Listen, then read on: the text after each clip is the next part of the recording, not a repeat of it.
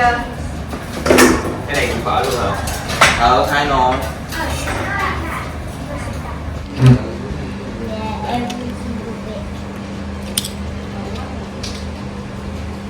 Good job, Misa. Wow, Misa, vui không? Let go of the ball until home. Just grip. Yes. Yep. Oh, very good job. Chloe, Misa.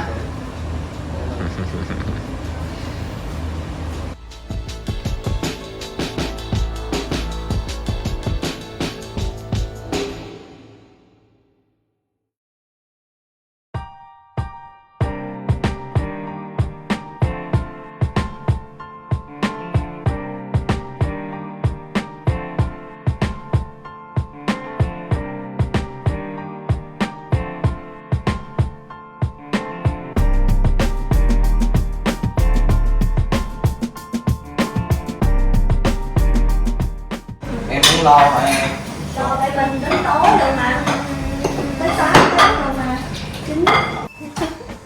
Does he have a pencil eye? Yeah.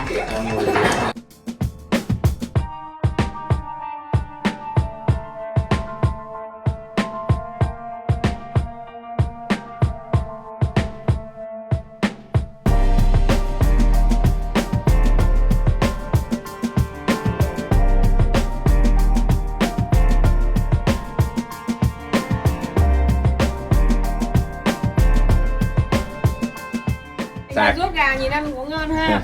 Không, đừng có làm kiểu mà nó Lố hả?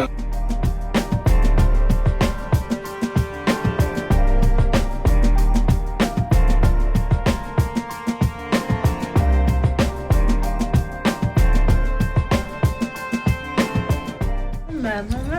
nó cũng thấy vậy. Mặt trăng lỡ nè. Không gân bọc.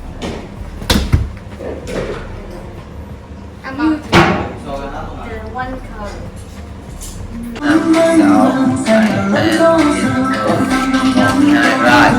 Rồi sẽ không chơi đi.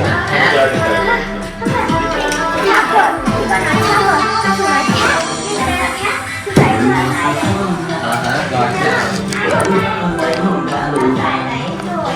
Suy nghĩ đi nào.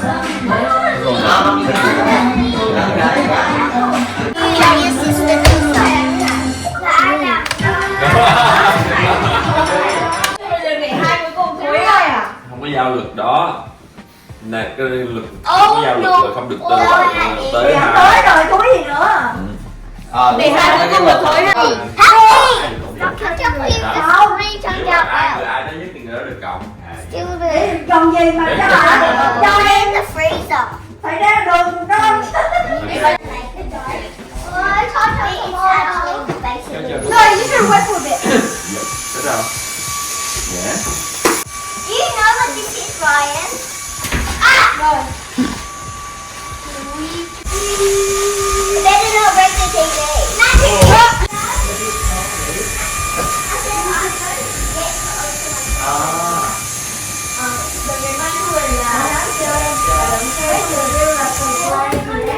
Rồi.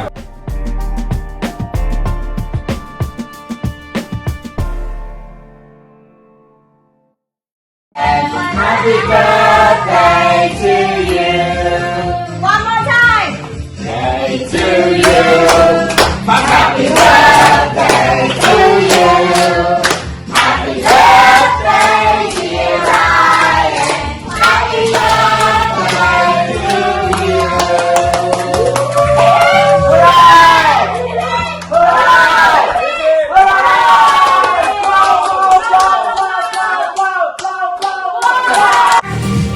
Ngon thì sạch. Thôi, thôi, một bên này.